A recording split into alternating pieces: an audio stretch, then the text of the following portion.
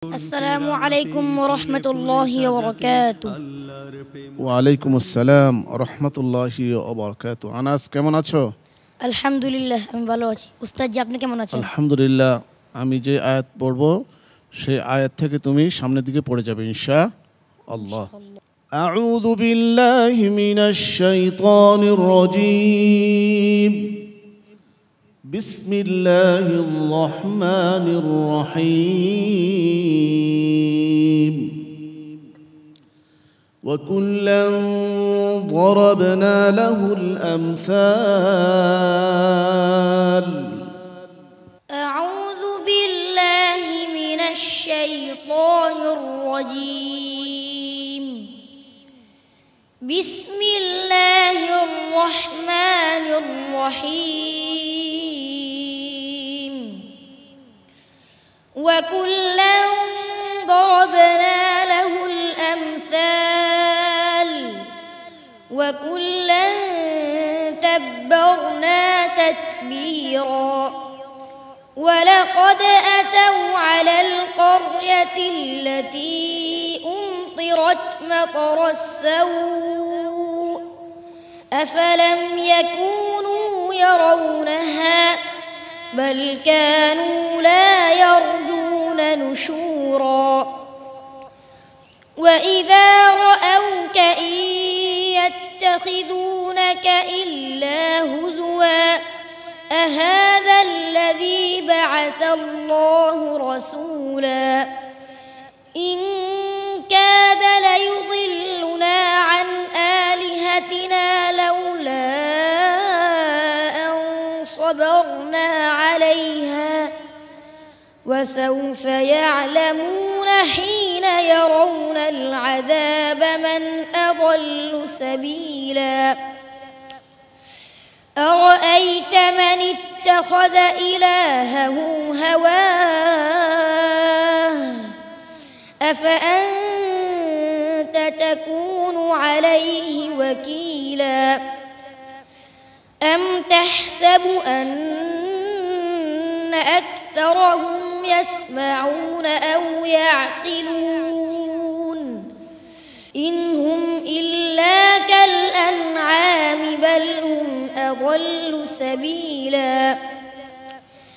ألم تر إلى ربك كيف مد الظل ولو شاء لجعله ساكنا ثم جعلنا الشمس عليه دليلا ثم قبضناه إلينا قبضا يسيرا. وهو الذي جعل لكم الليل لباسا والنوم سباتا وجعل النهار نشورا. وهو الذي أرسل الرياح بشرا بين يدي رحمته وأنزلنا من السماء ماء طهورا. حسبك صدق الله العظيم. صدق الله العظيم. প্রিয় দর্শক, পৃথিবীতে আর কোনো গ্রন্থ কি এমন আছে যে গ্রন্থটি এই ছোট্ট শিশুটির মতো শিশু পরিপূর্ণভাবে অন্তরে ধারণ করতে পারে, বিশুদ্ধভাবে আবৃত্তি করতে পারে? এমন কি কোনো গ্রন্থ আছে? নেই, নিশ্চয়ই নেই। কিয়ামত পর্যন্ত এর দৃষ্টান্ত একটিও উপস্থাপিত হবে না।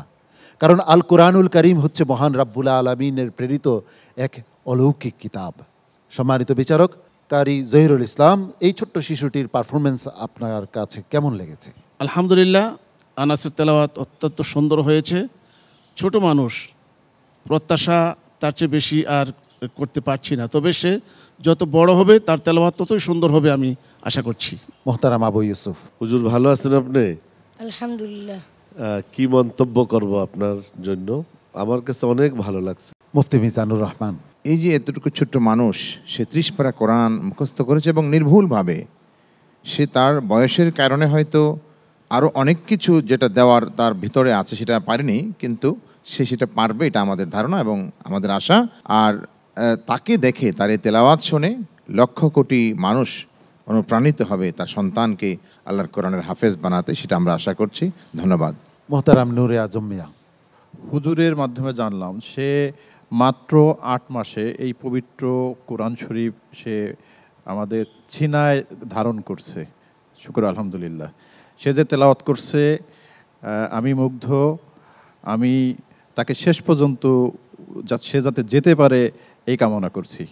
দর্শক, তার পিতামাতা কত নিয়ে সৌভাগ্যবান। এই দুনিয়ায় তার পিতামাতা কি পাবেন জানি না, কিন্তু আখেরাতে তার পিতামাতার মাথায় নূরের মুকুট পরানো হবে, সেটা সুনিশ্চিত। আনাস, তোমার জন্য অনেক অনেক শুভকামনা এবং দোয়া। আসসালামু আলাইকুম ওয়া রাহমাতুল্লাহি ওয়া বারাকাতুহু। কোরআনের আলো, PHP কোরআনের আলো।